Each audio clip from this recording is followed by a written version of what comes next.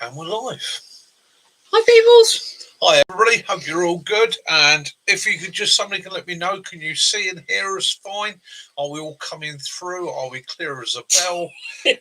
What's the sound quality like? Much appreciated.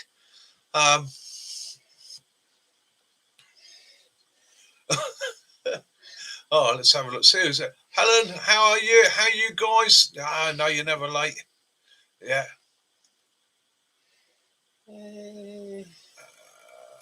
I'm trying to find me. Oh, that's it. I found me. Hey. Hey. Hi, Cookie. London Hi, calling standby. Yeah. 5x5. Yeah. Cheers, Mucker. Much appreciated. Kitten. Hello, mate. Right, I'm trying a bit of an experiment tonight, so I've got some bits going on in the background, just so that other people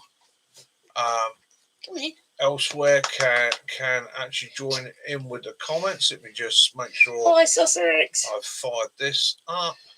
I'm glad you got it and you liked it. I thought you probably would. It's got some pretty nice ideas in there, isn't it? Hi, Dirty Faces, Wiggles Way. Hi, Dirty Faces, Wiggles Way. How are you all doing? Hope you're all good. Tonight I am not having too much of a drink. I've got a tiny little bit of something rather nice with some ice. I've got some Dr. Funk on.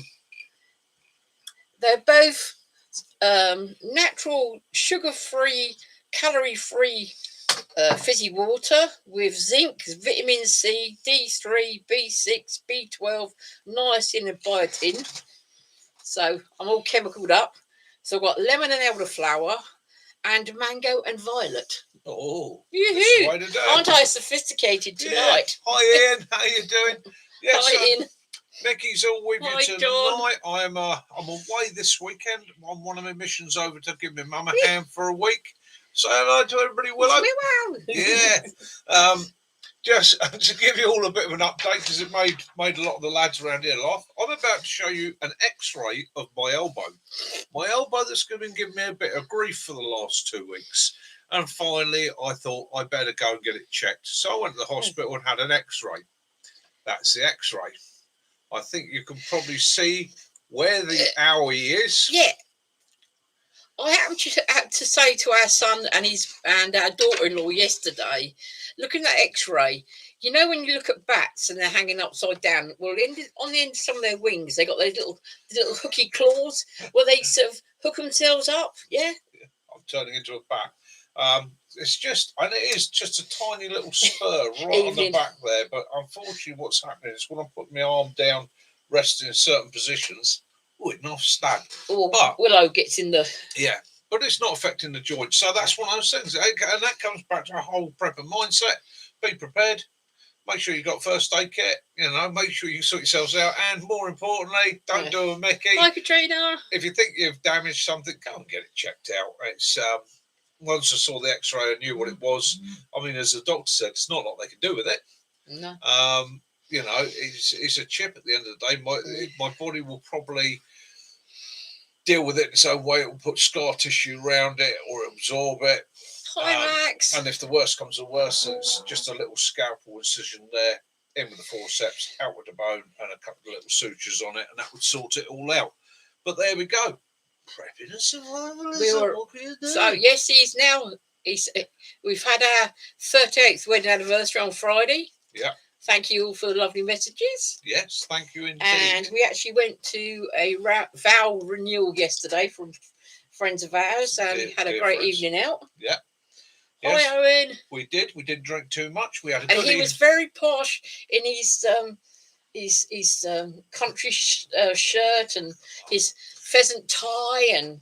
Yes. One does like to keep certain standards. And as you may notice, those who observe them, thank you, Owen. The winter coat is coming on. Get that old winter coat growing a little bit early. It's starting to get a bit cold, so you might notice this Kaz has got a winter glovey things out. Yeah, so it's been a great week, and thank you all very much for the responses to the video this week, both from the members who obviously got to see it a little bit sooner, and from the general public. It was it was interesting. I did get a comment on there, which it's a difficult thing with comments. Is how you read it, it's how you perceive it. I think it was actually put on there as a bit of a giggle, but it did make me think. Which was somebody said, "Oh, what's the point of a bug out bag? Because in the event of an attack on Britain or a nuclear attack, what's the point in having a bug out bag?" And I just replied, and I said, "Well, for me, a bug out bag or a go bag." I hate the term bug out. Not better. Posh shoes on. Makes me think of creepy crawlies. Is actually have a go bag for those sort of emergencies you can deal with, that you can be prepared for. You know, there's certain things when your time limitation, you've got to get out. You've got to evacuate. Yeah. And it's not time to go, oh, it's in that drawer. And when I put that one, oh, it's in that drawer. And yeah. We've seen a lot of this in this year, all over the world. I'm not going to name any one particular problem or disaster. All over the world and UK as well, where people have suddenly been told at very short notice, you need to evacuate, you need to leave your home. Yeah, it might be a chemical spill. Fire, anything, flood, anything, yeah. So really and truthfully for me, it's not really bug out bag, because if it's that bigger emergency and there's no direct threat to our lives, i.e. the farmer isn't burning to the ground and so on, I'm probably going to bug in because of Kaz's disabilities, because of my limitations. I'm probably going to sit it out. I'm going to probably take what I've got here, my big stick, and I'm going to sit it out. However, part of your prepper survivalist mindset is also to look at what local threats are, what risks are, and equate when is the time to go. If there's a fire in that area near that factory that's rather dodgy, we need to be going. We need to be out of it. And again, bug out bags is, it's a bad term really. I tend to prefer a go bag. It's those, as I said it before and I'll say it again, those important documents, a supply of meds, a few important bits and pieces that you would want to take with you in an emergency. All the frippery, all the gadgets, the pictures, the electronics, that can stay. I mean, at the end of the day, that for me, majority of that's going to be insured anyhow. Or if it comes to risking Kaz or even Willow, or for that photograph album, no, sorry, they're coming, not that. So, but it's having that preparation and maybe putting those things into a better position to protect them. It's not as though your bug out bag's got a gun or something. It's for our situation. For other places it may be, but for this, and again, that's going to apply, isn't it? It's it comes down to a couple of simple questions. Is one, where are you? What's your risk, and why would you bug out or would you go? Yeah. Then your second question you've got to ask you is, what are you and those around you's personal requirements? Okay, so that could be meds, first aid kits, sanitary items for certain people, documents, prescriptions, forms, bits and pieces, IDs, passports, possibly those sort of bits and pieces that you might need to actually show you are. Okay. Plus, you might need your home insurance. A copy of your home insurance. It's never it tucks small into a bag, so people will say, "Oh yeah, but I got it online." I trust that always like a hard copy. Yeah, and then again, how long do you prepare for? So the basis of it is always going to be a 72-hour rule, isn't it? In most situations, the first 72 hours are the panic and the chaos. Within 72 hours, things start to become organised. You can throw into that, depending where you are, depending what you think your needs are, and those are going to be so specific to the individual place of where they are: food, water, shelter, etc. You may be somewhere quite remote, so you might your escape route might be up the local mountain, and you might be in a flood zone, so you might be like, "Right, we're going to head up the hill and sit it out there." So you're going to want tentage. You might even want to put a cache up there and have a cache point, or even leave something with a neighbour that's further up just in case. Weapons. Max has got himself a Lavoo. Oh, mate, love a Lavoo. Yeah. Love a Lavoo. Weapons, as Kaz was saying, so that's depends on your local laws, your regulations, and your risks, and what risks you've got to face. Okay.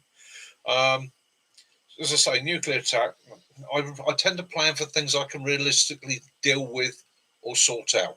Okay, it doesn't matter how bright that flashes on the horizon. There's no point in me standing there going trying to put it out, is there? So deal with those things you can do. The local hazards, the local flood, fire risk, and we've seen a lot of that this year. That's quite a new one.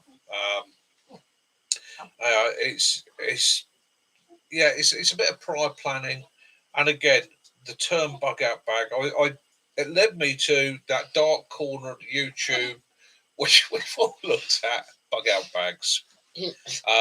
You can watch videos till the car come home, and you can see them from the hilarious to the crazy to the whatever. That's a good idea, Owen. But each one is dependent on that person's risk, thoughts, environment, situation. So there is no one true bug out bag. You've got to adapt it to what you need. Hi, Helen and Jessica Law and Stella. Welcome back. Yeah. We've missed you. Yeah. Great team of 5. And we are so glad to see that they're back and that all is good. He's leaving the tent up in the hills for his stargazing. Nice. So you've got to, think about what you specifically need in an event, what you would require, and think about all members of your family as well. Blokes are great at this. I'm going to need this, this, and this. Think about your partner. Think about the kids. Think about your animals. Because there's another thing, and it's one that people quite often don't take into account. Are you going to abandon the dog? Or are you going to take the dog? Okay. Are your kids' last view of the puppy going to be looking out the window and that as you drive away, watching the tidal wave rise up? Of course, it's not. No. Right, we're all decent human beings, aren't we? Yeah. So, again, think about your dogs. Think about that in planning. And, or your cats, or your budgie. Yeah, or your hamster. Yeah. Hamster. Although, I guarantee you, in an event of flooding, your budgie is going to be the first one to be circling above you going, got wings, you know. Definitely the pooch is coming. Yeah, too right. So, and again, that bag I did the video on. So what is that bag to me? Well, I'm outdoors all the time. Okay, I've spent most of my life working outdoors, sometimes a long way from home, sometimes can be no way of getting back to my resources here. So it's a toolkit. It's a toolkit for dealing with all those little eventualities, problems and that occur. Would I throw it into a bug out bag? Probably not. It's quite heavy. But for every day, carrying in the car, carrying as a tool, taking to work with me, whether it be on the ranges, whether it be in forestry and that, thrown away to one side. Because, again, as I said in the video, I don't know how many times I've sat down and gone, blimey, I popped a button off. I wish needle and thread, or I need a tool to do that. I need to just sharpen that little knot. Again, it's that toolbox, and everybody can develop their own. I've got a smaller version that Owen. Carry on trips, and again, so again, coming back to this whole get out bag thing. So the other thing I have to say is it's mission driven. Your go bag is always going to be mission driven. It's going to be based on He's got another new bit for his go bag. He was given this. It's a light to test for how if you have head injury. So here is your pupil guide. Or if you've been eating mushrooms. Yeah. It's so and off with the fairies. Great little bit of kit if you're doing first aid for people. It doubles up as quite a reasonable little torch, but it's also very, very good for checking those pupils and being able to equate whether somebody's okay, whether it was a big blow to the head, whether they've got concussion, or whether they might even just be in a state of trance. And I used to have one on the door with me as a doorman, because quite often I could just check somebody's eyes with it. Oh, sweetheart. Helen, Stella, I'm so sorry to hear that. Yeah. Our thoughts are. We'll light a candle tonight and we'll be saying a prayer. I am so sorry. The pain of losing people. Yeah. What can I say? It is the sad side of war. Yeah, it is. And yeah, I will be saying a prayer and lighting a candle for them tonight and for yourselves. I wish I was there to give you a hug. Yeah, that's a rough one. That's a rough one. I'm sure everybody here will be quite keen to pass on their respects. You know, it's a terrible, terrible thing. Yeah, let me put that up to one side. So again, let's talk about something else that's important in survival and in life and in your prepping. Love and friendship. Okay, those things are going to be essential to you. The love, friendship, and the memories of people that we've had around us, that we've shared things with, will always help us in the long term. They give us strength. I look back and I see the faces of people I've known, quite often as a guiding light. There are one or two that occasionally, in moments of desperation, I call upon. And I quite often feel that they're there, stood at my shoulder, giving me advice and pointing me in a direction. Losing somebody and losing friends, especially in those sort of situations, is hard. It's traumatic, and it's painful, bitterly painful. You know, you have to carry on and but know this: you're loved, and they will have loved you. So carry their thoughts, carry their faces, carry their smiles in your heart with you at all times. Don't allow yourself to become embittered. They wouldn't have wanted that. And yeah, hopefully peace can be achieved and come upon you all. And there may be a time one day in the future when the whole of humanity can actually start to care for one another as we should. It's a hard thing. Get along and not want. Yeah. But yeah, my thoughts and prayers are with you. What I'm going to do now, I'm going to come off of what we normally do, and what I'm going to try and do is, if that's okay with Helen, I'm going to try and pick the spirits up a little bit, because again, although it's a time that is quite. Oh, do excuse me. I've got to.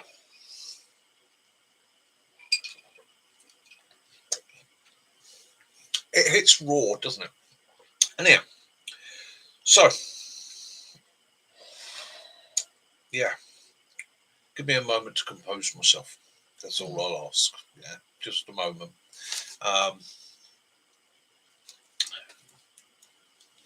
Yeah. Right. Let's move on. Let's change it up a little bit. Should Mickey buy a tractor? That's the question I'm asking you. Kaz nearly bought a combine harvester. I found a combine harvester, a 1987 Massey Ferguson for £950 in it.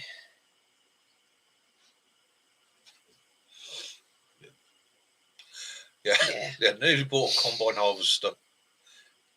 That sets looking at tractors. I like a tractor. I've got no use for a tractor, really. Or an Argo Cat. Or an Argo Cat. Did look at an Argo Cat. Still looking at the Argo Cat. I've spoken to the guy with the Argo Cat. The Argo Cat is a possibility. Apart from making videos, why? and obviously doing a Banana Splits remake. What use do I really have an Argo Cat? Yeah, let me know. Should I get? I did find the a 1957 and a 1959 grey Massey Fordson Major. Yeah. That I quite liked, but and I was actually looking at a 1957 Francis Barnett motorbike. Yeah. Not because I can ride it, it's because I think it would be quite nice to have one of these and actually take it to a few shows. Yeah. Right, so a certain friend of mine, Owen, has just sent me a gif of me being slapped on the head with a tractor trying to pull a conifer over. Cheers, Owen. Much appreciated. Yeah.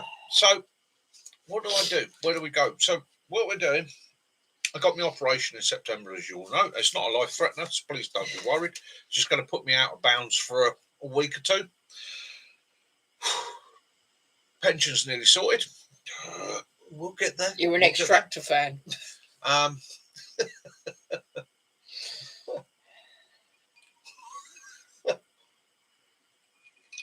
Where are we going from there? But you can park it wherever you like, because you can't. No one's going to try stopping you. Yeah.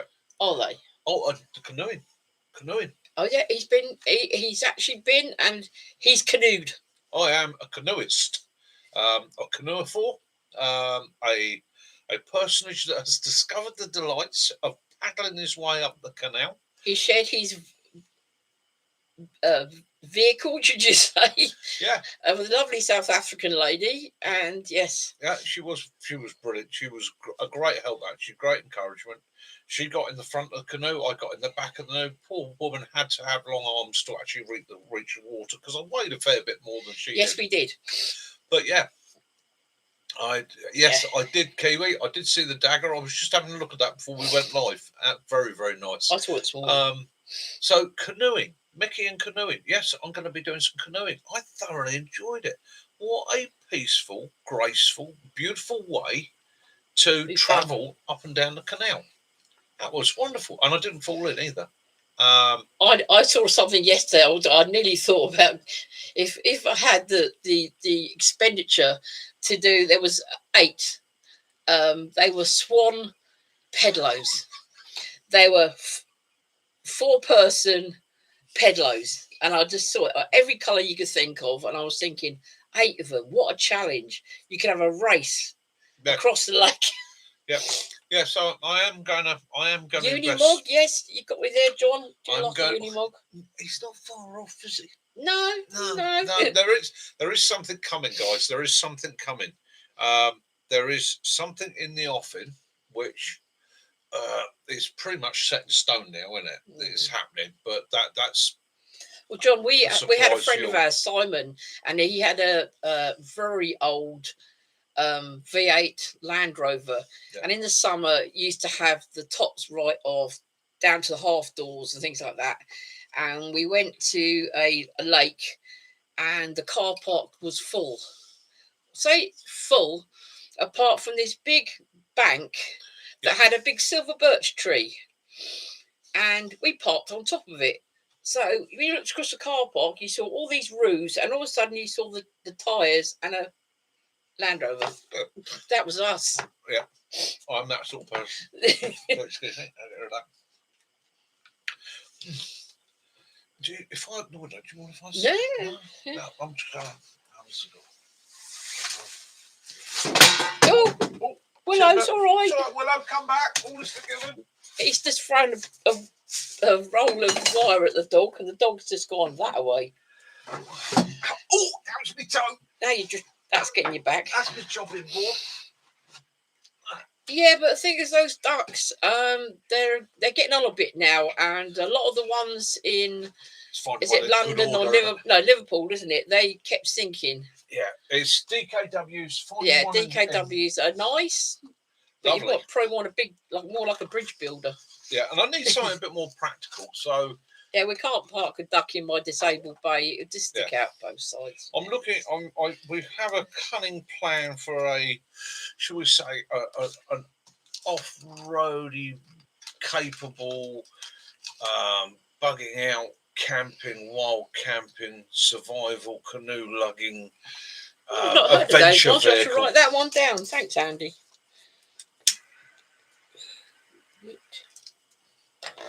Mind you, he has got rather a lot of knives at the moment. Yeah. Apples. You not doing apple juice, are you? Doing cider? Yeah, cider. No, do excuse me. I know smoking is a terrible thing. It's something that shouldn't be done. It's a terrible thing. It's very rarely I have a cigar these days. But this week, or in the last 14 days, we've done my 60th birthday. We've done our wedding anniversary. We've had the wedding, so, and we lost one of our dear neighbours as well. Yeah, we did lose one of our dear neighbours who was a land girl. Yeah. So, yeah, I tip my hat to her.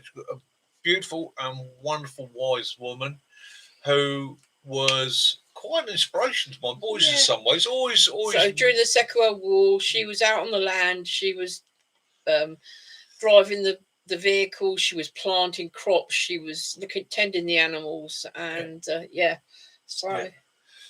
Yeah. Hey, no, there's no problem, Kiwi. I nearly missed it as well. Yeah, it's it's 60th. Proper apple juice. Yeah. My 60th. To you youngsters, what does it feel like to be 60? No different to be whatever you are now. Age is a funny old thing like that. There's part of my brain saying, "Oh, you're supposed to be a bit old now," and there's the other part of me is just raising two fingers, running away, laughing. If I still had hair, I'd probably have a Mohican. Did you get a candle in a toasty? No, he didn't. No, but I had a fantastic day. It was funny. One of our friends yesterday, who was also at the vow renewal, it was her birthday yesterday, and I asked her, Maxine, I said, so how many years young are you? She said, I'm 59. I said, he was 60, and I'm 60 in October, so... Yeah, you're young. That's the secret. Stay thinking young. Stay thinking young. Happy birthday, Max. We missed it. Yeah, I quite regularly get people saying to me, "There's no way you're 60. Surely you're not 60. You can't be 60." Well, I am. But the truth of the matter is, to be honest with you, I think young, and I think that's part of the goal. That's part of the secret. Is don't grow up. Allow yourself to laugh at those things that the kids would laugh at. Allow yourself about those 15 adventures. years ago, one of the women that her daughter went to school with our eldest son, she said, "You go off-roading, getting all muddy and that. When are you going to grow up?" I tried that, didn't we? Never. We did try growing up once for about 2 hours, wasn't it? It no, was like worst 2 hours of our lives. Helena, Stella. Stella, right. Good night to you all, and stay safe. Feel free to message me at any point that you need to. My heart, my prayers go out to you, you guys, your team, your whole community. It's There's nothing more I can say. I will be, like I say, I will be saying a prayer tonight for you, and we will be lighting a candle around you. May you be blessed. All the best. Take care, stay safe, and know we love you. Yeah, this community Thank you for letting us know. will always be standing by for you. Okay. It's a harsh one. It's a harsh one. And again, this is one of the things this community is here for. Guys, know this much. We come here to have a jolly on a Sunday night. We do come here to let our hairs down. We do come here for a laugh. But occasionally, our friends within the community that you may never have met personally need a little bit of support. They just need to be told they're loved. They just need to know that other people care. Okay? And that's one of the things we will always do for any of you. If you need us, we're here, the community. That's what it is. It's like a family. Many of us have never met. Many of us have never shared a cup of tea. And behind those names, you do not know what these people do. What you all do for a living. If you some share, some don't, because they can't. And again, that's a personal thing, and we respect that at all times. So again, to the team. Hi, Ada. Cheers, kitten. Much like Ayla. Hi, you sweetheart. Ayla's a little bubby, isn't she? Well, at the moment, as it stands, Max, Mick's he had tests Friday. He's got some more tests on. He's off to his mum's tomorrow for 5 days because she's got some hospital appointments. His next appointment is the 8th of September. He's got another one on the 15th of September. His operation is the 18th of October. Sorry, 18th of September. He won't be able to drive and that for a few weeks. So we're we're going to be away, although we still keep the live, but we'll be live somewhere else on the Sunday. We're going away from the Friday the 3rd to the 10th, just to get some sort of downtime. And I'm going to be doing a live. It's going to be on my little tiny laptop, so it might be a bit more difficult. It might not be brilliant, or it might even be on the phone, but we will be doing a live, even if it's only a 15-20 minutes. And he's got another appointment on the 15th of October, so at the moment it's probably looking in the butt end of October. Yes, it is. It looks like it's going to be an autumn winter camp. Went into hospital, and well, you can't really see it. The camera doesn't do it justice, but prick. That looks like someone's used a drill to get the blood out of him. There is definitely going to be a camp, but just his body got in the way. My body has got in the way. My body has been a right pain in the arse for the last 2 years. That is one of the problems with getting older. But hey, what the hell? Perfect time to, as Max says, perfect time for him to test out his Lavoo. That's one of the beauties of a Lavoo, mate.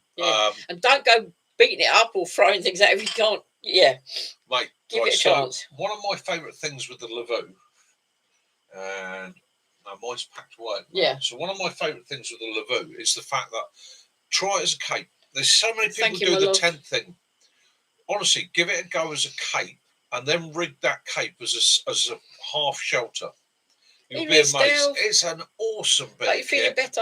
Especially this time of year as half shelter. I can really understand why our ancestors used Lavoos, used capes. In actual fact, I pretty much think a cape is one of the most versatile. I was actually blown away by the Russian ones they use in the winter.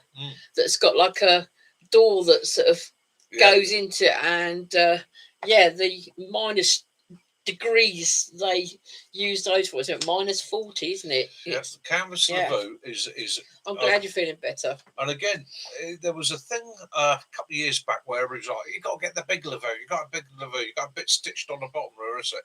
Yeah, but you're just turning it into a tent system. It is more versatile than that. That's the beauty of the Lavoo. It can be worn as a brilliant waterproof cape, and then become a half shelter or a full shelter. So there's two of you. It's a really, really unique. Unique, brilliant piece of kit.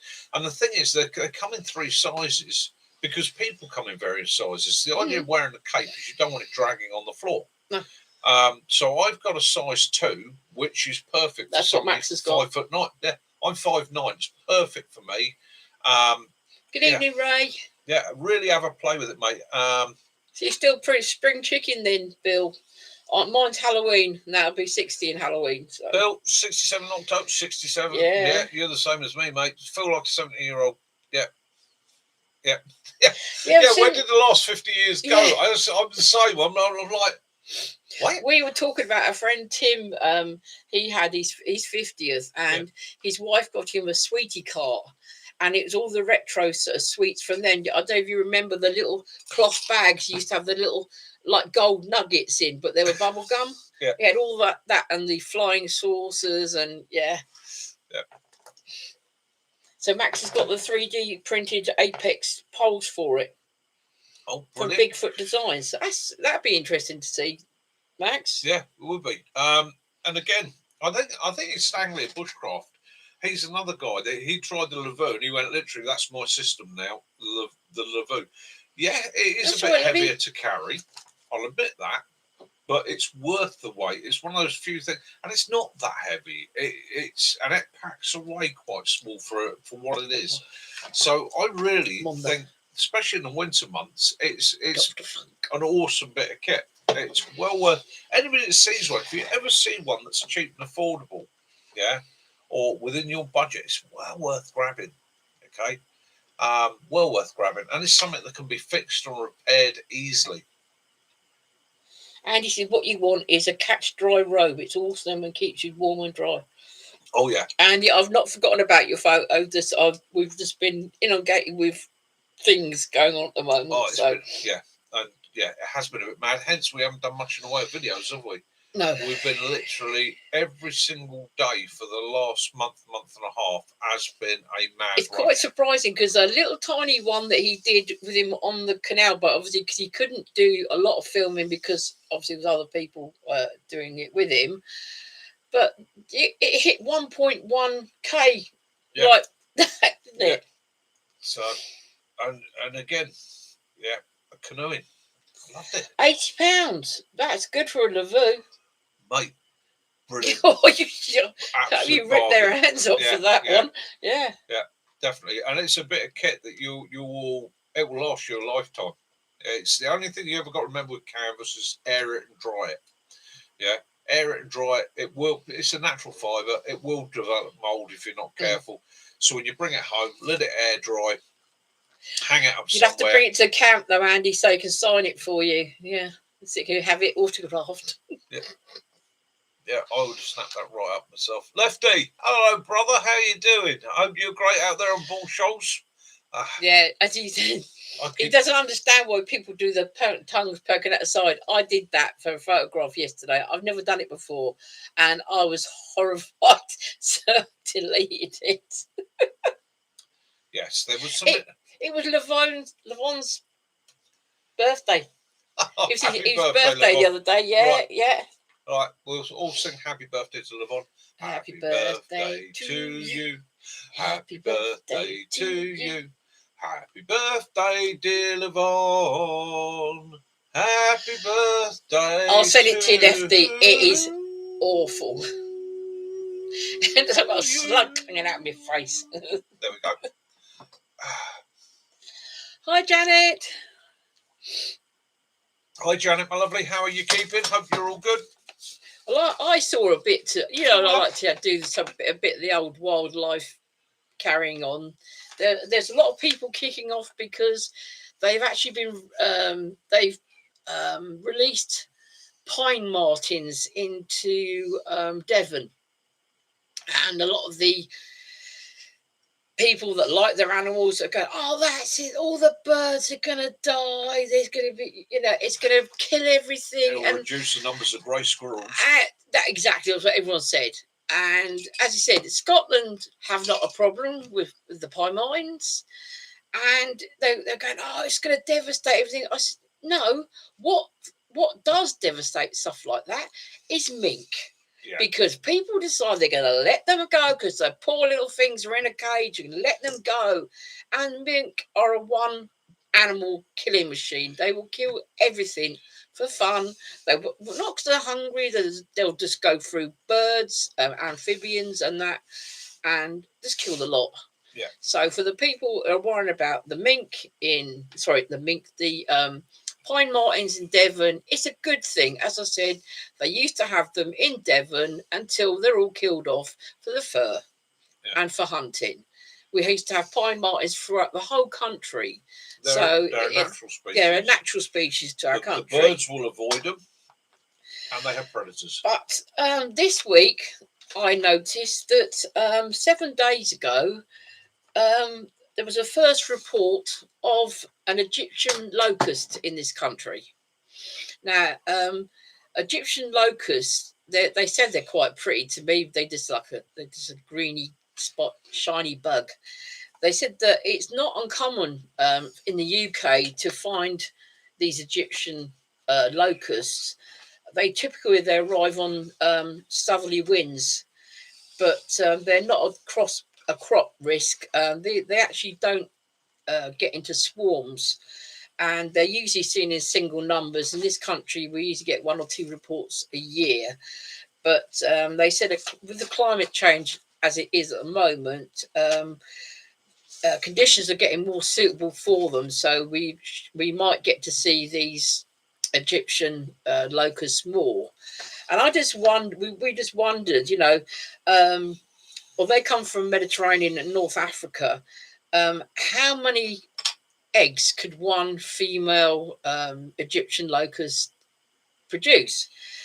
And it actually says that she can produce between 65 and 140 eggs per nest. and she has 12 to 15 nests. So that's a possibility of 2,000 baby locusts per female. And they say to us, it's not a bother, but it could be in the future. So keep an eye out for it. So if you see a big, huge grasshopper, it could be an Egyptian locust. Yeah. Okay. And so again, talk about invasive species. So the most common invasive species that we will see in the UK for most of us is the grey squirrel, and we all know the damage they have done since they've been here to the red squirrels, to the bird population, and so on. Oh, I can hear somebody say, "What do you mean bird population, Mickey?" Yeah, grey squirrels are carnivorous. Mm. They will eat the chicks. They will eat the eggs. It's quite horrific, really, isn't it? Quite. That cute little grey furry thing in the garden. He's a little swine, really. They are an omnivore, and they spread squirrel pox. You actually, they put metal plating on some of the bird boxes to actually discourage them from biting into where the holes were. So the little devils, they come up from the bottom. Yep, they're intelligent. Next on the list is another one that we're all aware of and concerned about, Asian hornets. Mm-hmm. And again, they're a threat to bees, but not just the bees, to other pollinators as well. Things like hoverflies and that. And you've all seen a hoverfly sitting there in the garden static. Not a lot of people realise they're almost as important as the bees as pollinators. Is it Asiatic wasps and that we get as well, don't we? Yeah. So they're a bit of a swine. They've been coming over in more and more numbers. Doing my research, one that I wasn't aware of, but now I am. I'm going to be a little bit more keyed up on it. The pink salmon. Okay, so the pink salmon has been found in several Scottish rivers. So this is a species that has been bred in farms and escaped and becoming a naturalized, or trying to become a naturalized species. The problem with the pink salmon, although it'd be fantastic to see more salmon back in the rivers, they compete with the Atlantic salmon and eat the eggs. So, yeah. We'll end up with more pink salmon, and our own naturalised salmon will disappear. Yeah. And again, so lastly, the last one, just to throw in a different species altogether and make it a bit more interesting, right? One that will make one or two of you go, bleh. The pine. FU crew, hi. The pinewood nematode. Okay, so this is a threadworm that destroys pine trees and can actually ravage whole plantations of pines, wipe them out. And I was interested now because I said, well, how did that get here? And they think that actually came in potted plants. That has come in the soil from other countries, potted plants and things like that. So, and again, so this is one of the risks to us in biodiversity, isn't it? We often think about things that people have brought in and released. But we should be like New Zealand, really, in Australia, nothing with soil comes in. We all travel. We take our bags, our packs with us. One of the things I know from my own experience is coming back from places, turning packs out, become a routine because you can bring back spiders, insects, all sorts of critters with you. So you always turned your packs out, you always checked it. Soil, again, in potted plants, in kit, equipment, and so on, that can get transported. Goods. Not all the countries that export goods to Britain are really that strict or even really care that much on whether there could be a pest problem in it. Which takes me back to Dutch elm disease. Dutch elm disease, as a boy, all around me, all I could see was elm trees for miles. And within 5 years, they're gone, destroyed. Why? Because of a bug that was brought in within furniture. So again, we have to be aware of these things, but we also have to bear in mind that nature does adapt. I was discussing with a waterways expert the other day about the crayfish problem in the UK, and he said yes, it was. He said it was a massive problem for 15, 20 years. These crayfish spread UK wide, decimated fish populations. He said, but the interesting thing is some of the fish have now started to learn that these are food sources. Whereas before the fish looked at it and went, what the hell is that? Yeah. I'll leave it alone. I don't know what it is. Some of the species, like perch, like the carp, are starting to realise that the juvenile crayfish, especially, and the eggs are edible. They make good munch. So nature does adapt, and sometimes she needs a little bit of help. She needs a bit of protection, but she will adapt, and eventually she'll overcome. And that's one of the things with nature. I'm always saying it to conservationists: give nature a chance, and it will manage the situation on its own. It's only when we try and interfere and we try and alter things, it cocks it up because we've removed ourselves from nature. We think we know better.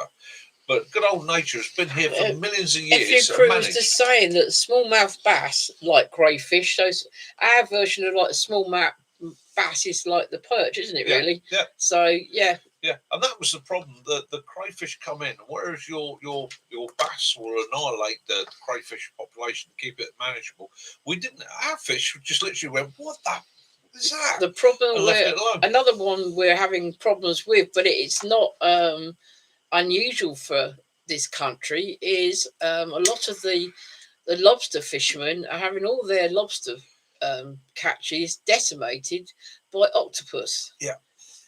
We watched one the other day, a Scottish one. He kept bringing up his pots, and he opened one of these pots up, and all that was there was the empty shells of lobsters, adult lobsters.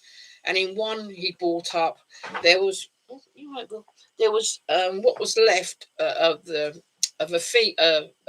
breeding age female lobster, and there was actually four octopus in this lobster pot, and one of them was dead because it was white. Yeah. This octopus, and another one was dying because it was going white. Yeah. And they don't know what it is that actually killed the octopus. They don't know if it was one of the other octopus. If it was the other octopus, but yeah, these octopuses that the bloke actually took them home because they make good eating. But what they're doing is, it said you can't go out because of storms and things like that at sea, and you have to leave your lobster pots for a week. You're going there and you've got no lobster. All you've got is either empty, the octopuses have got out, because as you know, they can get themselves through any size, or they're bringing them up and all they've got is crab shells and lobster shells and an octopus. Yeah. So again, it's an invasive species that's moved in. It's probably found its way here due to shipping and so on. So as man moves around the world and improves his methods of transporting things, he quite often transports the unwary, the swan mussel, things like that. So it happens. There's some sort of mollusk that's coming in the ballast tanks of a lot of ships as well, isn't it? That's how the swan mussel got here. Yeah, and that's quite a nasty invasive thing. Yeah. Yeah. As Mac was saying, the crayfish shed once a year. He believes they can't go mad from home. I suppose it's like their velvet crabs. You know, when the crabs, that's their most vulnerable time, isn't it? When they've shed their shell and they're waiting for their outer shell to harden and that. But it's interesting. It's worrying in some places, but it is interesting, all the diversity of all these different animals that are. And again, we don't want the invasive species here.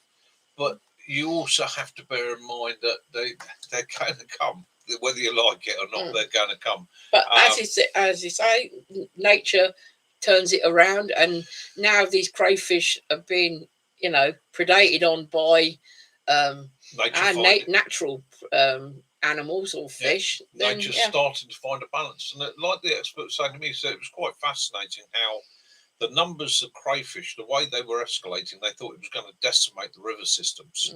And he said, and all of a sudden, he said, within the space of a year or so, the numbers started to slow. He said, and that was purely the fact that the fish started realising, hang on, I can eat that, and I can eat the young, and they make good food source. He said, because fish, like people, will look at something new and go, I'm putting that in my mouth. That's what, I was concerned. We all know back in the 90s, when it was a Ninja Turtle craze, that everyone went out and bought those little terrapins, and they grew and they grew, and in Aldershot there's quite a big pond, isn't there? And they got some monsters now. They're like the size of dinner plates. And then a few years ago, everyone went through the craze that they wanted bullfrogs, or cane toads. Oh. And it makes you worry because, I mean, we've had a lot of incidents over the last couple of months with non to UK snakes being found. In fact, a 10-foot python was found at Fleet Ponds, where you like to go, by a lady walking her dog. And you know, when's going the next one? People think, oh, now that cane toad's getting a bit. We let it go. Yeah, just let it go. Yeah, that 10-foot python had a very nice pair of cowboy boots. But the thing is, it's not surprised she was lucky to have found it. It was actually like a very pale coloured python, almost like a yellow, and a ball python was found just out, not far from Aldershot, wasn't it? Yeah. So again, these species are here. People bring them here. They release them because they can no longer care for them. That's irresponsible. They think that these pythons that have been turning up in this area specifically, they think it's either a collector that has grown out, or their collection's outgrown them. And I mean, 10 foot, that's not a little snake, is it? Or it would possibly be a shop that's had one that they can no longer manage, care for, so on. If you start off with this, as you said, like most things, you start off with a little thing, and it gets bigger and bigger and bigger, and then they get a bit vicious, and they get harder to handle, and you don't want to handle them. So the best thing to do is, It takes me back to my old favourite, doesn't it? I mean, I grew up, as you all know, in a farming environment. Micro pigs. There ain't no such bloody thing as a micro pig. It's called a piglet. They're just pigs. This piglet. You take your micro pig. You see him in 6 months. He ain't micro no more. He's And again, when that craze started and people were buying these, oh, I've got a micro. And I was having people saying with them, showing this thing, oh, look, it's lovely little micro pig I've got. It's lovely. He's not going to get any bigger, you know. And I was like, yeah, give it 6 months and he's going to be I'm just saying that in Cornwall 7 days ago, the first Egyptian locust was seen. But you're saying about the amount of big cats spotted in Cornwall, there's a lot of it. Yeah. Well, that's been known down there for years. And again, it's something the Cornish, in one way, kept very much to themselves, because okay, let's look at it this way. From the Cornish attitude, the Cornish are people that have been ridiculed by society for generations. That's how they see it, because it's always been a joke about how backward they were and how thick they were and all the rest of it, and the fact that they like to keep a lot of their old traditions, their stories, but there are links tales, out there. There are all sorts of, and their belief systems alive, which made them seem quirky and backwards and all the rest of it. They weren't very bright, intelligent people who really and truthfully just wanted to get on with their own lives. So when they knew they had big cats down there, things have been released on the moors and so on back in the 80s and the 70s, they just literally kept their mouth shut about it. They were wise enough to know it ain't worth making a big deal over, and in a lot of cases dealt with the problem themselves. I'm pretty sure that over the years, a quite a large number of problem animals have been dealt with by the locals in their own way and manner, to probably a gun, and it's just been dealt with quietly and without creating a fuss. Thing, if you think of it another way, if they're going with a big cat, if you use the old sheep, probably an old one or one that's a little bit slow.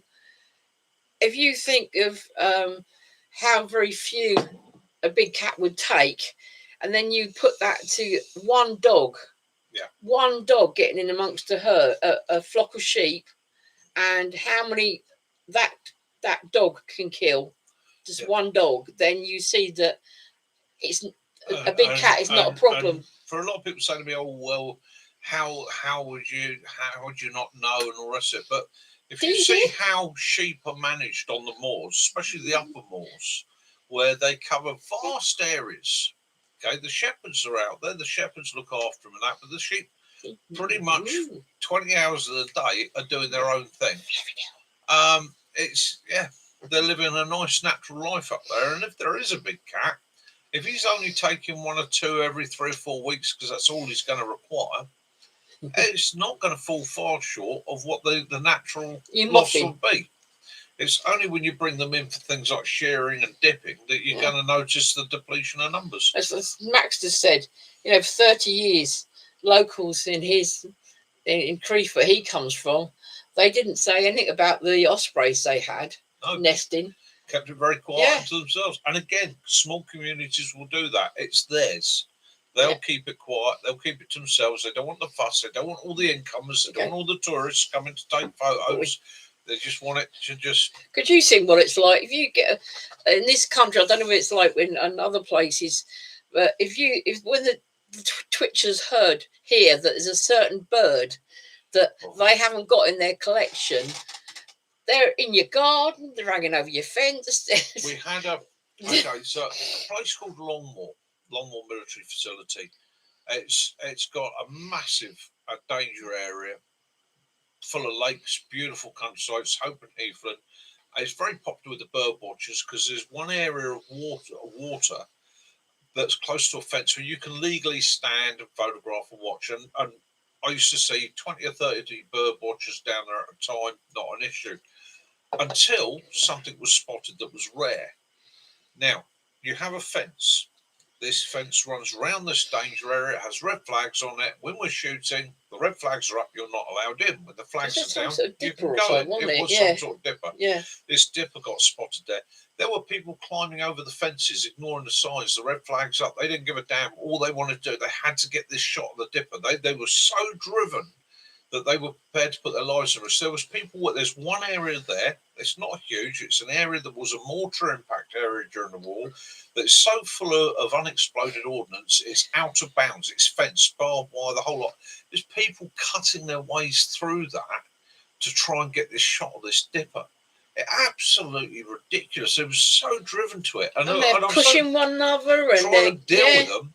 And then they argue amongst themselves. So somebody spots it and gets a photograph, and no, you didn't. No, you didn't. I said, well, I've got the photo there. No, you faked that. Because they've all got to be the one that spots it. Well, he's saying that he said his neighbours thought their cats were leaving headless pigeons around their place, and it actually took a family of Cooper's hawks. There we go. Yeah. Yeah, there we go. And again, once people are very quick to point and blame, aren't they? Yeah. They look for the easy crew.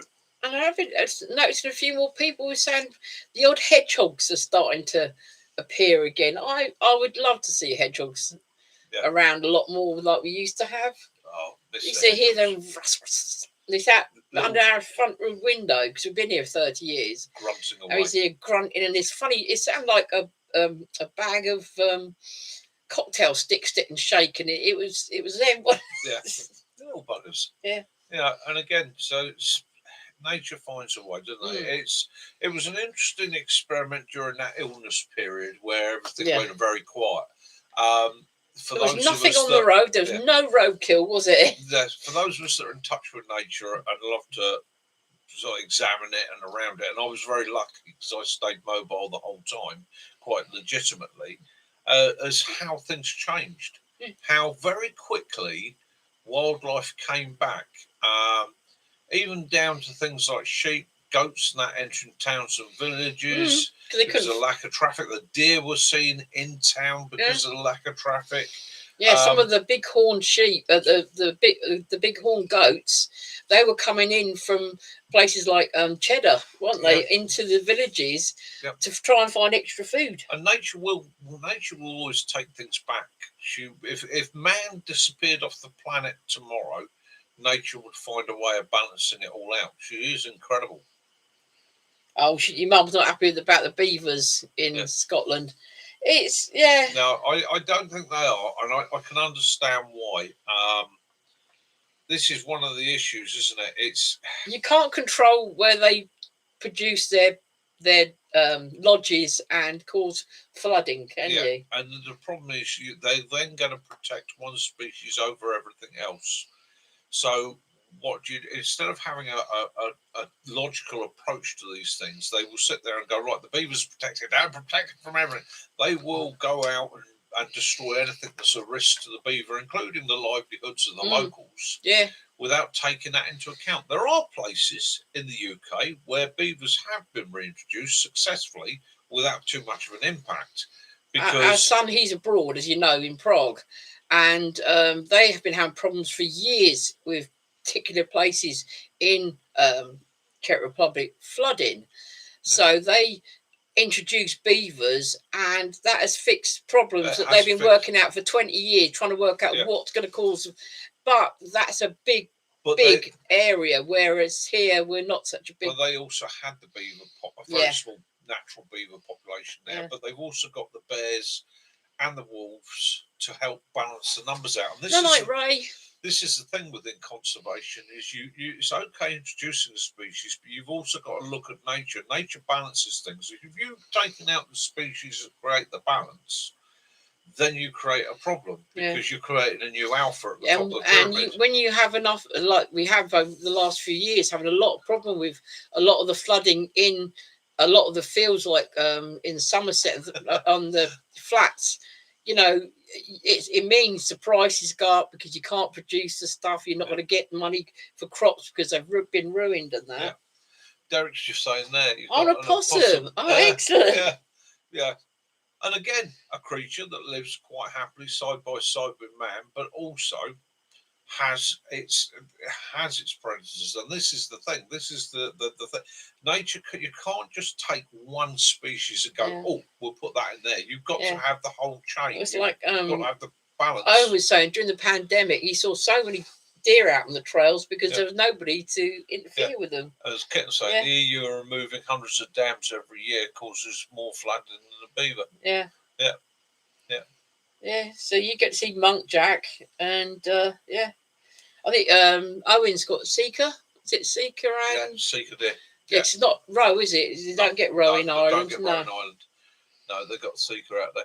Yeah, and there's that Kiwi Outdoor Apprentice saying that one of the problems we've got here in the UK is local authorities to try and grab money as quick as they could, sold floodplain areas off to builders. Yeah, they've just done that in Guildford. Giving permission for people to build on the floodplains, and then that creates no end of, excuse my language, of problems because it's flooding. Anyhow, thank you, Owen. Here's a quick one for you. I've just seen Owen's put that up. There's a quick one for you, Guy. How about this? Life's a hobby. Posed me a question today. Camp Olympics. What's your event? Now he's entering in the tent folding section, which is going to be part of his Camp Olympics. But have a think about your camps. What would be your Camp Olympic event? Friends. What would be the event in your Camp Olympics you would take part in? Would it be bow drill? Would it be wood spoon carving? Would it be the underarm sleeping bag unrolling section? Could it be air mat inflation? So what would be your event in your Camp Olympics that you think you'd be good at or you'd want to see? How far can you pull a tarp back? What tarp? Tarp back with something in it. Preferably something sticky. John Kennedy a nap. Fastest boil of a litre. Yeah. Nap, yeah. Yeah, he put it to me, and I thought, I was sat there, I was chuckling about it to start off with, and the more I thought about it, I thought, actually, do you know what? That's a bloody Egyptian good idea. PT. Yeah. Although I've got to say, Sticks, your early morning naked yoga is not an official event. You're never living that one down, Sticks.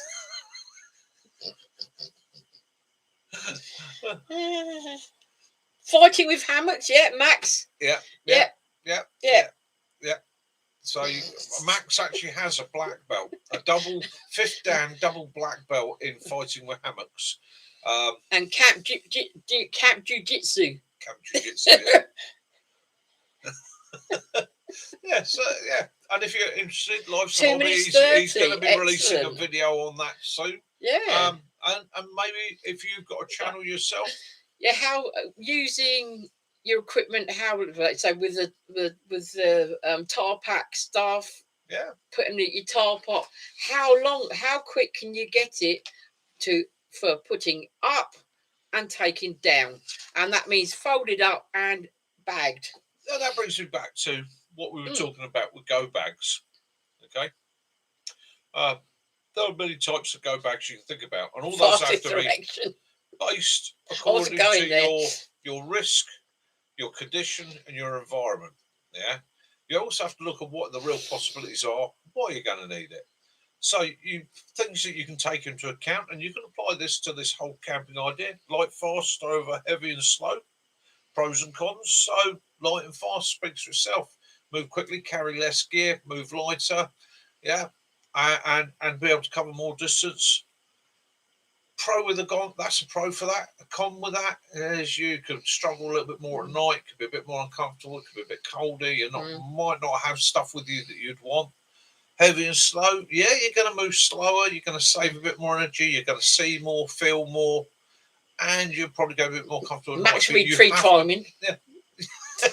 You have to equate those who things. Who can blow up an inflatable mattress without one of those little battery ones without passing out?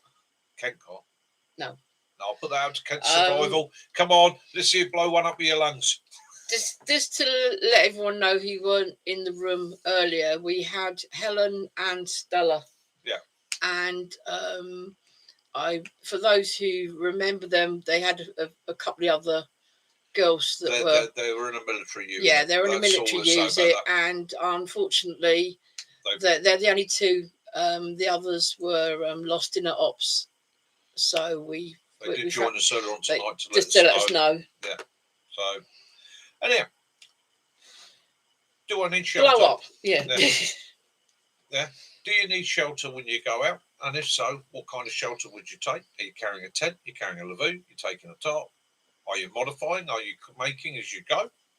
The other thing to take into account in your bag, water requirements, okay, and food requirements. And I've always listed those as time critical. So it depends on how long I'm going out for, on how I've got to be equipped and what I've got to carry with me. Meds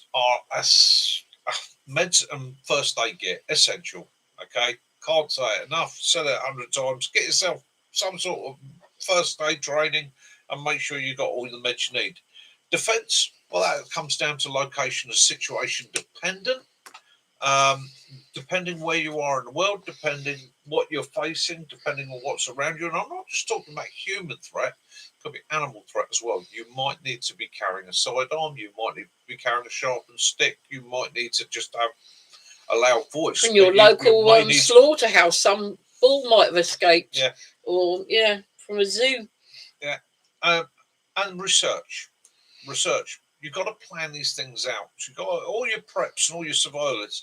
It basically comes down to a list of plans.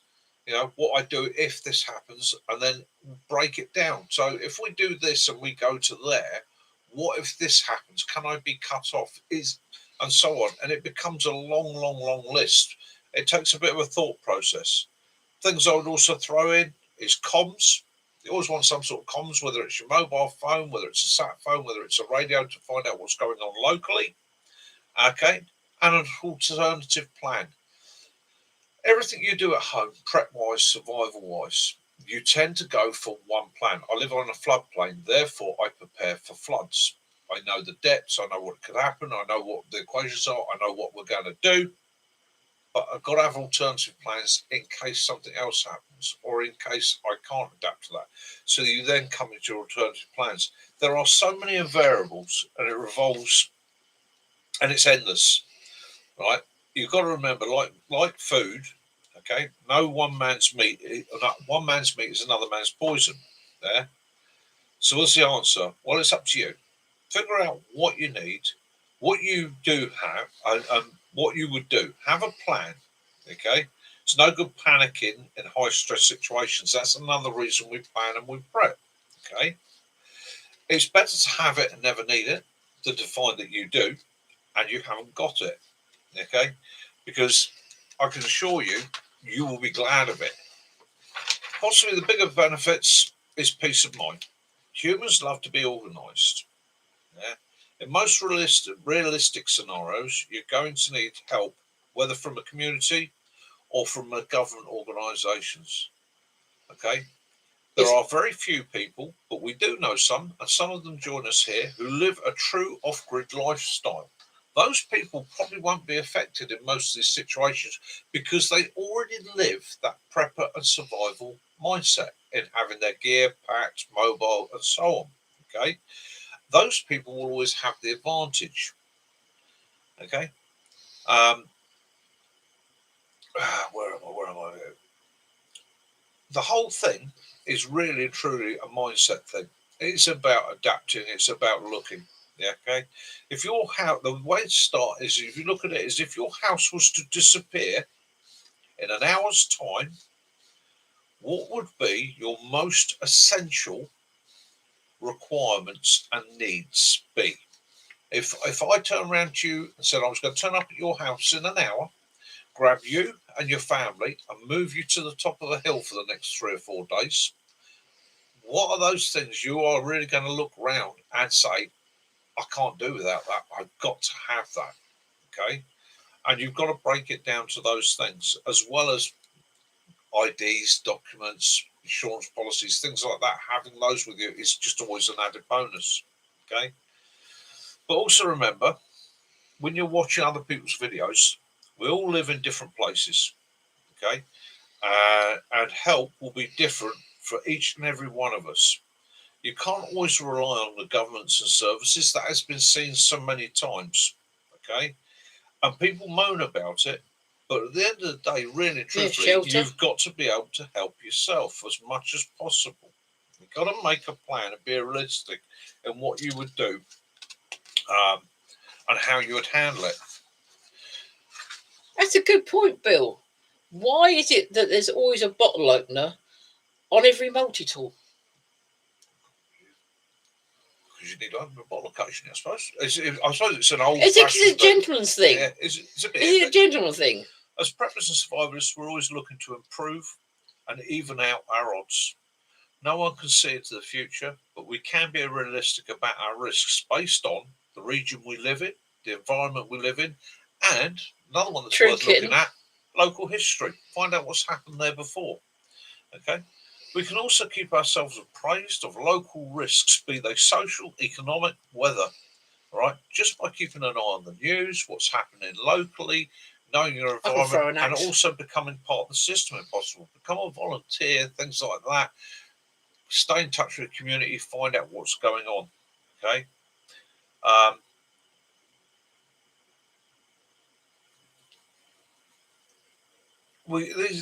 Having that knowledge is always going to improve our chances and our comfort. And it's going to take, and by being prepped, we will prove our chances and our comfort because you will have gear that you really need and want. You'll also take pressure off the essential resources and responders. Okay. Like Mrs. Hobbles. I often get this comment thrown at me. Okay. Well, what the hell do we pay our taxes for? Okay. They are responsible for us in an emergency. They are going to have to deal with us. That's what I pay my taxes for. Yeah, but they're going to deal with everybody else. Exactly that, my love. You're going to have to queue. So people don't always like queuing. In the little town I live in, there are 65,000 people. There's one small fire station and no police station. 65,000 people are going to need help. Okay. If I take my county, just the county of Hampshire, 1.92 million people in Hampshire. At any one time, there is a possibility of up to 500 police on duty. That also includes all the staff that are working within the various stations. So you can probably half the amount of police officers that are on the road. You've got people who take the 999 calls. Yeah. And it's the equivalent in the fire service as well. Okay. And these people have to cover an area of 1,400 square miles with 1.92 million people living in it. So what I will say to that, to people that say to me, well, it's down to the government, it's down, what do I pay my taxes for? I will say this to you. If you're one of those people, suck it up, buttercup. No, you ain't that special. Sort yourself out. And you're just being lazy, really. No buggers coming. Yeah. It's as simple you're just being lazy when you're sitting there staring at everyone else because they got all their stuff together and you're sitting there with bugger all. Yeah. Are they going to share with you? No. And it will always come down to that. it will always come down to the fact that in you a try situation, taking things from people, then you're going to be sitting there with your water filter purifying your water, and your neighbour's going to be sitting on the roof of his house looking at you, and he's going to be expecting you to try and help him. Well, in those situations, you've got to be harsh. Obviously, as a human being, if you can help, you would help. But you've also got to put you and your family first. And it may well come to a situation where you look him straight in the eye and go, "I'd luck. I prepared. You know." That's a harsh way to do it. But as we know, that last week we had that government thing with them saying, Yeah. So it's again, that's why we're preppers and survivalists, because by having those few things, it gives us the edge. Mac, that is Mitch's elbow. That is the bit that's giving him all the jip. I said that looks like it's one of those little claws on a bat. I'm turning into a chicken. It's a bat. I'm growing a spur. No, it's a bat. You'll be hanging up from the cupboard in a minute. Yeah, that's like that. That was a good sized chip as well, wasn't it? So how did Mickey do it? Right. So coming down the stairs in a hurry, carrying a load. The same stairs we've had for 30 years. Yeah, thank you, love. Coming down the stairs in a hurry, carrying a load with my arms out like that, and at the bottom of the banister, there is a pole, isn't there? 4 inches by 4 inches made of wood. Yeah. And I came down full body weight and the load I was carrying at speed, and my funny bone, not so funny bone, connected with it and created that rather pleasant chip there, which is at the moment the only grief I'm getting with it is it doesn't affect the movement of the joint. Okay, what it has done, because I've got a little sharp object in here, is if I put the arm down on anything that way, when he puts it down to pick up a mug or anything, or he picks Willow up and puts his arm on the sofa, it's or like chair. being stabbed. It's and the worst one, in all truth and honesty, is in bed, because you think about how do you move in bed? We'll do it the same way, on your elbows. Yeah. Move over, and he likes to put his elbow between the two pillows. Yeah. So yeah. Interesting way of waking yourself up at 2:30 in the morning, and I can guarantee you this wakes you up. I was so alert, it was unbelievable. Was rolling over in the night, having my elbow go down. The stab of pain there made my arm shoot out like that, and I managed to punch my bedside cabinet, which is made of solid wood, which has bruised both these knuckles here. I tell you what, awake, I was up like that. The poor dog was stood at the end of the bed looking at me like, I go, "What the hell are you doing?" But yeah, happens. That's life, isn't it? Mm. It's all gone. Stopped. Yeah. Everyone's still there. Yeah.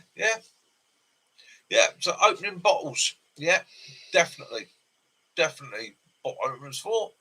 But you got to adapt, learn. My favourite one was the old tabletop. Right. Oh well, Alaska. You don't never realise you use parts of the body until they hurt. Yeah, and then you sort of think it's like when you have operations, stomach operations. You that's when you realise you can't stretch up to grab things, and some of the breathing, you notice you're actually breathing shallower than what you're used to. Yeah. Well, I never actually thought about circumcision until the day I caught myself in my own zipper. Yeah. Andy B. Yeah. They did say how they did crack a joke about it being humorous. Yeah, the humorous is actually up here. It's not. Sorry, Will, I was going to kick in the face. We tend to call that the funny bone because it's the bit that gets knocked. But at the moment, what they're saying is 3, 6, possibly up to a year, and the body will encapsulate it, and it won't become a problem because it will develop scar tissue around it. You just end up with a little knob, or like someone's put you can actually a minstrel underneath your skin. Yeah, you can just see it there, and it is literally just below the skin. And I've already worked out that I can probably a little scalpel, a little 2 centimetre incision in with the forceps, bone out. might have to take it away from a bit of material around it, and a couple of sutures on that will probably sort it out. But I've just got to try and figure out how to do it. But before I go that far, I'm going to see my GP and say, look, is there any way that I can have this done? Because I tell you what, it's a right royal pain in the arse. And it's not good for Kaz. I keep waking her up. I keep sitting bolt upright, swearing like you wouldn't believe. Let me just check that.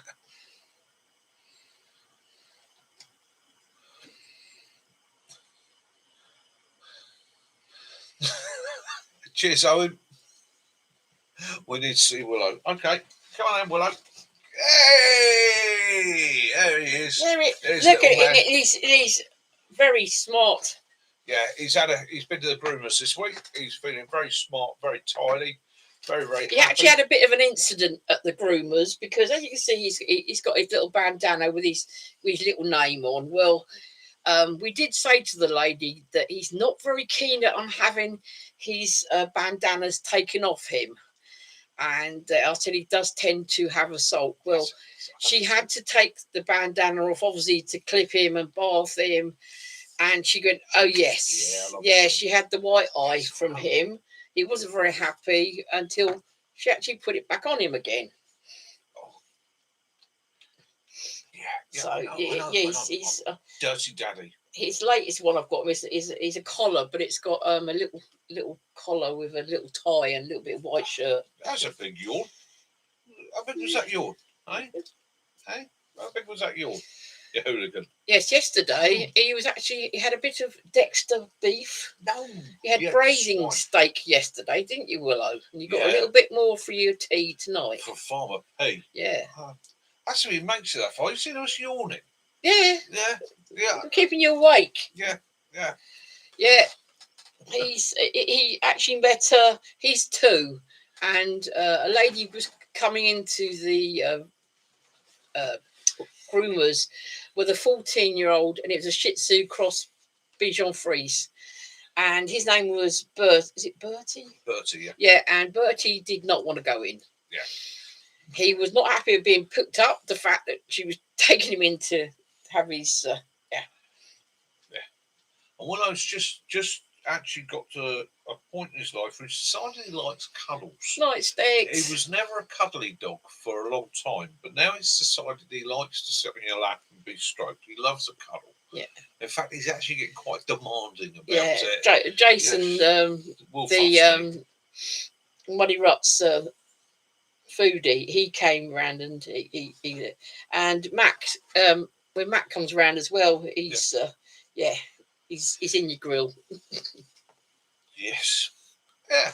And so, we're sitting, planning things out, talking about the future and planning adventures for the future. There's a couple of things in the offing, which I know I said I was going to do this year, and I never got round to. Life is like that, unfortunately. Yeah, your pal. Unlike your sisters. Yeah. But we got some plans coming up for next year, which look like they could be fun. I've got a couple of adventures lined up. I've got a couple of trips and journeys. Stealth, I watched your video the other day, and you said you had your cheese toasties with your mates in the woods, and I was waiting to see your cheesy toasty in it. Yeah, she was disappointed, mate. You let her down. She almost sobbed. Yeah. I came in. I could have you up for a false advertisement. I came in and there was the sofa being pushed forward, and I could hear sobbing coming from behind it. And I was like, "Are you all right, love?" See toasties. No, Stealth didn't. He said he had toasties and he didn't show them. Wanted to see Stealth and Flax toasties. But there we go. Not making you feel bad about it. No. What? He's going to give me hell this week, Mac, with him at his mum's. Yeah. You're not having that. He's nicked my gloves as it is. No. Yes. No, it's a torch. You can't have a torch. You can't have a torch. Wait for it. So, yeah, where are we? Can you show your smart box you got for your from your son for your birthday? And I know Dan watches this, so my son got hold of me or sent me a present for my birthday. Because he knows that I do like a spirit. I must have missed it, but it's all right. I do like a spirit. but I'm quite choosy in the spirits that I have. So my son sent me a bottle of this because it's his favourite, but a bit of Writer's Tears, which is an Irish whiskey. Posh old box, isn't it? And to any of you that like a good sipping whiskey, something is a little bit sweet. It's very, very honeyed, but that is a cracking whiskey. If their company sees it and wants to sponsor me, it's a very, very, very, or the makers of Frizz vodka. Yeah, I'm quite happy to do it. Yeah. And that's another thing is, not everybody's a drink. I'm not a big drinker. Sunday nights is the only time I allow myself a treat. I was going to have a Chinzon lemonade last night when we were out, but they didn't have any, so I had to have vodka and lime instead. There's nothing wrong with having a couple of little bottles. And it's good for also a little sip of something nice like that. It's good for your well-being as well, and plus it warms your cockles up. And the other thing is, in a survival situation, trading goods. Alcohol, don't give them the whole bottle. Yeah, it's one of those simple things. Alcohol, medicines, basic medicines, and tobacco are always going to be essential trading goods. Okay. And remember that it's coming to that time of year now because we're heading.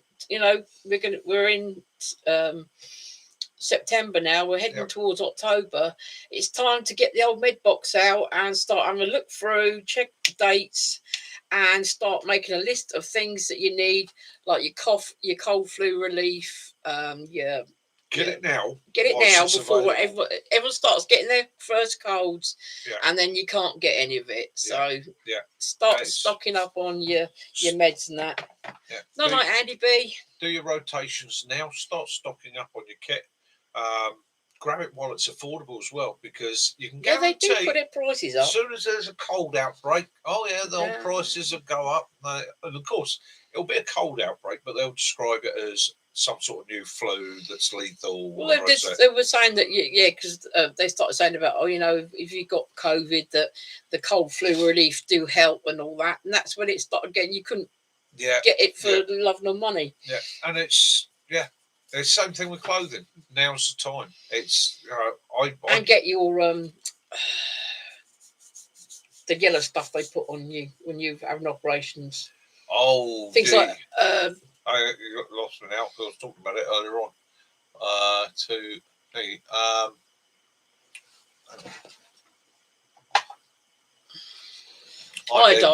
Iodine, things like witch hazel, things like that. Start stocking up on a bit of honey. Yeah. Iodine, thank you. Yeah. A bit of honey. Hey, well, you know, it's a bit of honey, didn't you? Yeah. Just like a bit of honey. We've got a nice little collection of Manuka honey already. Yeah. For that, we just got to get to a few little bits and pieces for his lordship. Yeah. Woolly socks at the moment. Janet. Woolly socks are more affordable at the moment. You give it another couple of weeks and the temperature starts dropping, they'll go up in price. Yeah. Mac, we used to drink clan dew all the time. Yeah. Didn't we? We loved clan dew. We used to have that and Thunderbird. I remember my dad gave me such a clip round here because he thought I was swigging neat whiskey. You were talking of going for a swim, courtesy of your old man. Yeah, we used to always get clan dew, didn't we? Yeah. I used to love that. Yeah. And the red and the blue Thunderbird. Yeah. Don't get that over here anymore, do we? No, I haven't seen it for a long time. You can still get the bottles of the cheap bottles of mead. Yeah. About £4 a bottle, isn't it? Yeah. But that's that time of year to start thinking of because there's nothing. If you've already got the stuff and you start feeling rough, you've already got it. Yeah. And remember, there's nothing wrong with a glass or something if you've got a bit of a cold. It won't cure it. It might soothe the throat a little bit, but it's going to help you sleep and stop you worrying about it so much. I had a friend who used to say that she drank lemonade when she had a sore throat. That used to help it, but not for me. Yeah, Scotch Mac. Scotch Mac, wouldn't it? Oh, Mac fell in front of a car in the high street and it was his mum. It happens. That happens. I was older when my mum and dad used to have a drinks cabinet, but they didn't really drink. And my mum had one of a miniature of the Smirnoff vodka, and I really wanted it, so I had it, and I filled the bottle back up with water and stuck it back in the back of the cupboard. And a few years later, I started. Mum goes, "Oh, I wish I could offer you a drink." She said, "Hang on a minute." So I know I've got a vodka at the back of the little bottle of vodka. I said, "No, you haven't." She said, "Yeah, I have." I said, "No, that's water, Mum. I had that 2 years ago." Oh dear.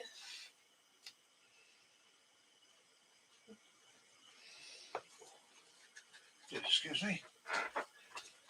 Oh, so his dad picked him up and threw him in the fountain. I'll take I know, bad cats, yeah. Well, yeah, but I was probably about 20, 22 then, Kiwi. So you know, I wasn't exactly a kid, and yeah. No. Right. Well, I think that's nearly it for tonight. I've got to be up early tomorrow. Yeah. I'm on a mission. I'm over to my mum's for the week, so I'm going to be out of touch for the week. Probably speak to you in a minute, Mac. Anyway, she's got a little bit of an operation on Tuesday. I'm not taking my cameras with me this time, but I'm going to take the mobile phone with me because the crossing tomorrow, they're saying 40-mile-an-hour gusts. So it might be I know catamaran. It could get a bit fun. Might be a bit of a rough crossing, and if it is, I'll try and catch some shots. We have actually been on the catamaran many years back. Yeah. And when we were going over, the window kept going below into the water. Yeah, it was. Yeah, a bit of an adventure. It doesn't worry me at all. I mean, these boats and that are well equipped, well sorted out, and yeah. Thanks to my younger years, two things we didn't touch was terror and a drinks cabinet. It's funny. There was a stereogram up there. It's things from the 70s, and I said, "This is one my father had," and he actually gave it to us when we moved into a flat. Yeah. And our neighbours have been really noisy one day, so I stuck AC/DC on really loud and I blew it up. Yeah. And yeah. Blew it up. Blew it up. Yeah. Rebel. You chocolate coated treat, you. Andy's been starting to sort out his wet weather and warm gear out this winter. Yeah, it's good. Yeah. It's not the wrong time really to start sort of swapping a few of your bits out, because I don't think we're going to have that much of a heat wave now. No. Do you? No. Glad you enjoyed it again, Wigglesway. It could be. You know, you just don't know. I mean, hopefully, what I'm hoping Kiwi. for is we get a good couple of weeks of rain now, and the temperature doesn't come down too much, so that farmers can get a crop of hay off. Because I know that a lot of the farms down here at this end of the country are going to be struggling for haylage. So if we can get a mild autumn with enough moisture, they're going to be able to get some haylage in off of it, and that's going to be a real bonus to them, because it's been a nightmare year for the farms. We'll share the what 3 words you want for later on. Yes. So he's to be joining us next week in France. Him and Portia. That's it. Yeah, Portia. Kitten and Portia will be joining us. Yeah.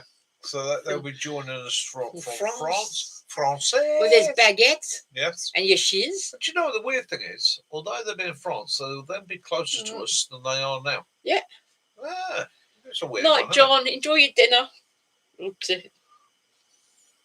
Irish vodka. Oh, nice. Very nice. I was actually given one called Frizz. It's a freeze one, frozen one, and it is. I love the bottle to start off with, but it's very nice. Freeze distilled, wasn't it? Yeah, freeze distilled. Is it Danish? Danish, yeah. Very nice. Yeah, Danish vodka. Because I've got some bottles of Mike's mum. Mitch's mum lives on the Isle of Wight, and they have their own gin over there. It's called Mermaid Gin, and the bottles are beautiful. They got like mermaids, like fish scales all around the bottles. So they're very nice, but £40 a bottle is a lot. I can't say that's Welsh, isn't it? You are a new sub, right? So we got a new channel there. Is it Camping Radio Fiction? Yeah. Is that right?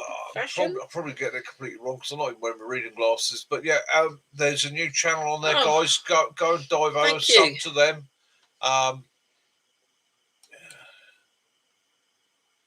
Chile. Oh, fantastic. Excellent. Yes. Welcome. Oh, you're more than welcome. Oh, it's great to have people from all around the world. Chile, what a beautiful country.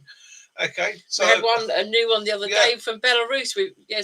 Welcome and thank you for joining us. More than welcome, and it's great to have you in. And we will give your channel a shout out from here, and hopefully get you some subs. And preach the good word in Chile. There's a little community here. You're now officially part of. You're our Chilean representative. Thank you, Owen. You'll be carrying forward the good word into Chile. I'm subscribed to you. Yeah, and I will be subscribing to you as soon as I'm off this and I've got the computer free. So we're trying to build a community worldwide of people that can support one another, help one another. You never know, might have somebody from here or America that's going to visit Chile. Thank you, Kitten. That can look you up. And Owen. So there we go. Anyhow, guys, I'm going to call it quits. Normally we run for 2 hours. It's 1 hour and 35 minutes, but I've got to really think about getting my head down, packing my kit up, ready for tomorrow. Have an awesome week, wherever you are in the world. Safe journey for you and Portia. Yeah. Have a fantastic week. Especially some of you that I know that have had a really bad week, and some of you that are about to set off on an adventure. Have an awesome week. Have a good week. We will catch up with you next Sunday, and it will be a 2-hour session next Sunday. As I always say, love those you do, forgive those you don't. May peace and light be upon you all. From me, Kaz, Little Willow, and Mac. Have an awesome week. Take care. Right. We'll be thinking about you all. Good night, everybody. Wendy.